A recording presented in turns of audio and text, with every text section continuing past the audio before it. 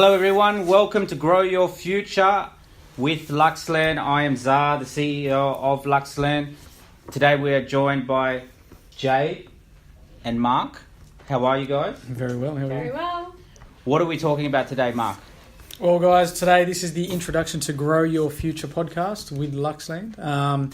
We did actually have a few episodes before this, but we have gone back to the drawing board and we've brought out a new approach because we don't want to restrict ourselves to property because that's not what we're about. We are a much more dynamic team than that. We have a lot more to offer than just a service, being in the property industry and other industries as well.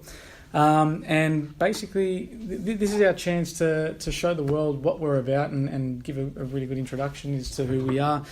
So I'll start off by obviously Zar. You just introduced us to Grow Your Future. You are the CEO of Luxland, which is a property development company.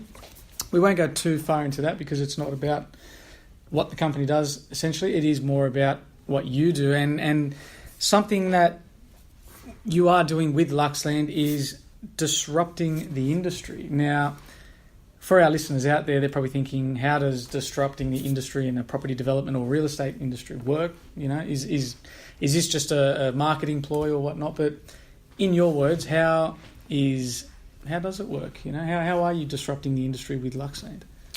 I think what we're doing with disrupting the industry, we're focusing more on the personal development side of things rather than just industry-specific property stuff. So we're steering away from, all the technical things where, we're just talking about yields and returns and profit margins and all of that sort of thing, because that's all generic. What we want to concentrate on is motivating and inspiring people and bringing the value of our experiences in business to not only property but to life as well.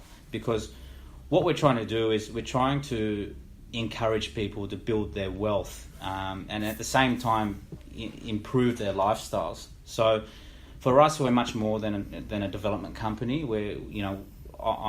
I'm a director of multiple different companies in different industries, and we want to take that experience that I've had in the last 10 or so years to bring to our clients and to our listeners on how to improve themselves. That's fantastic. It is something that we don't see in the industry. I do work beside you every day, and this is something that we study day in, day out, and it is all about numbers in regards to the property development space and the just the real estate space in general. But the mindset that goes into it well before any numbers should be looked at is paramount. Really, I think. Well, I think people get caught up in the entrepreneurial space where they're just talking about industry specific stuff, and they get caught up in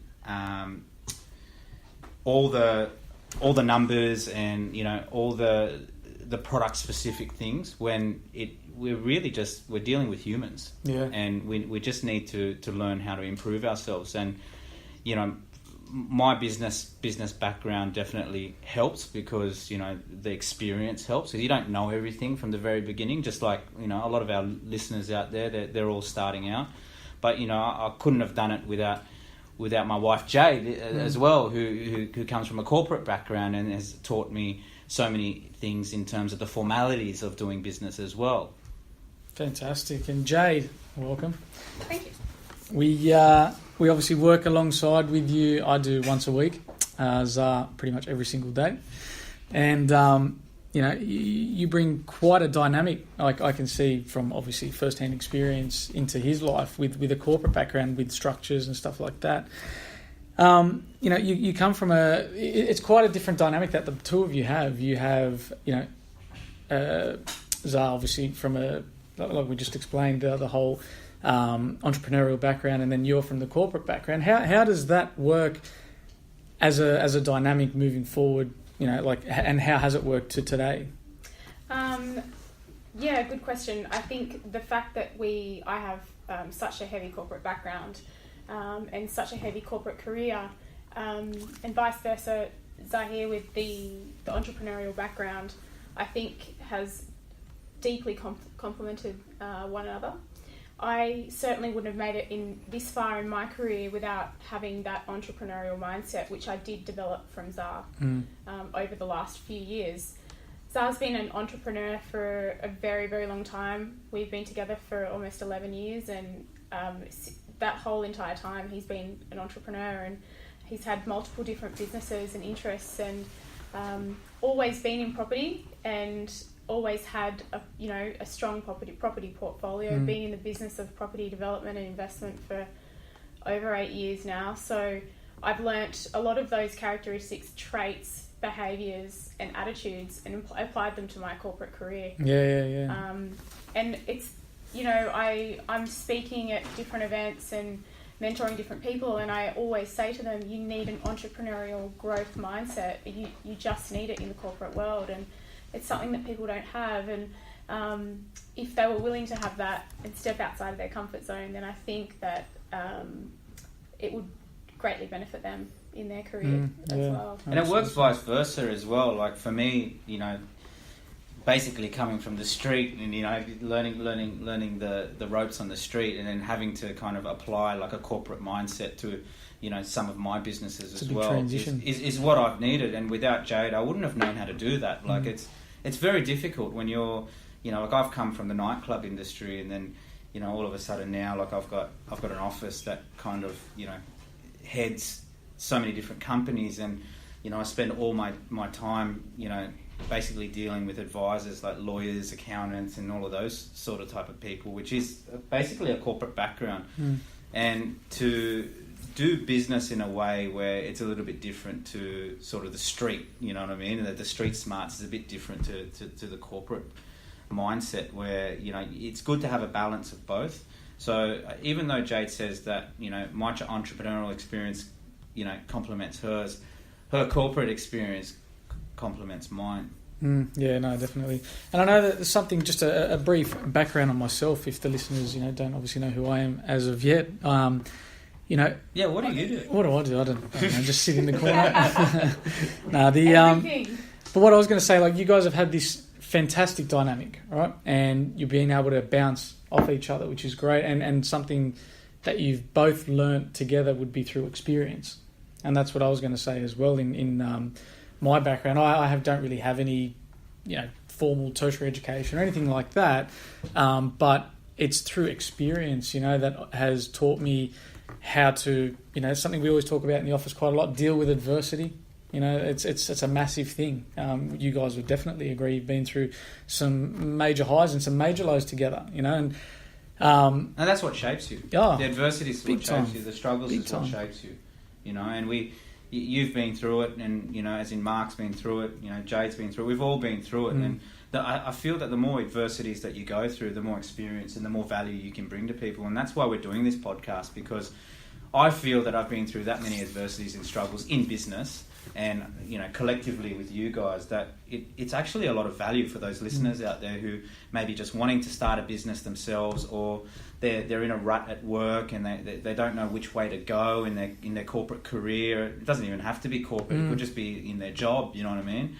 Or people just unsure of where to go in their life, because personal development for me was a saving grace. Like I was stuck in a business and I didn't know where to go, and so I hit a point of adversity like we all have, and we've all turned to something, and for me that was personal development. And I know you guys feel the same way. Let me direct the question here at Jade.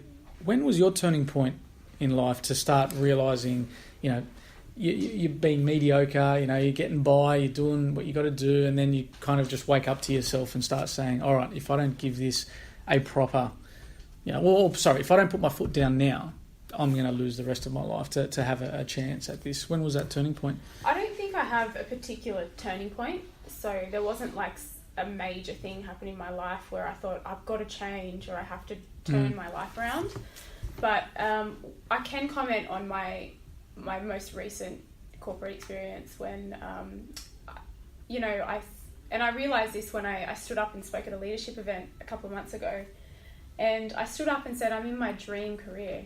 And I didn't realise that at the time, what that meant. But I think a couple of years ago, probably 3 years ago, when I did land this role that I'm in now, where I'm leading and inspiring so many people, you feel like you have an obligation to be able to learn, to be a forever student, to educate yourself constantly on a daily basis.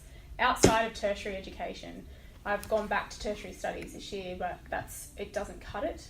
I think you need to go above and beyond that. And it gets deeper for me every single day, the older I get. And it's not because, oh my God, I'm getting older and I'm losing so much time and I'm not going to get it back. And it's not that. It's just that I'm ridiculously self-aware that there is I've got goals and I want to reach them, and no one else is going to reach them for me. And I think, just understanding and realising that personal development's going to get you there. And there are lots of different things that you go through in life, and I think you hit bouts of adversity, and we've been through many lows together and many highs together. A lot of those lows in business is when you do realise, okay, we need to change to do things differently. We need to learn from this experience so we don't make it again in the future. And might I add, those adversities not only would apply to business, but they would have impacted on your relationship as well. Like, it would have been tough at times, am I right? And to get through all of that as a collective with business relationship, I've done it myself, and it's very hard. And at times it's beaten me, I'm not going to lie. But you guys are obviously still here and happy as ever. Our relationship has never been stronger, and especially in the last 2 or 3 years where personal development has taken place, and we're quite good because we both love what we do. So in terms of like a lot of people say, like how do you go home and not talk about work? But we love our businesses and it's us, you know what I mean? And personal development for us has really, really sort of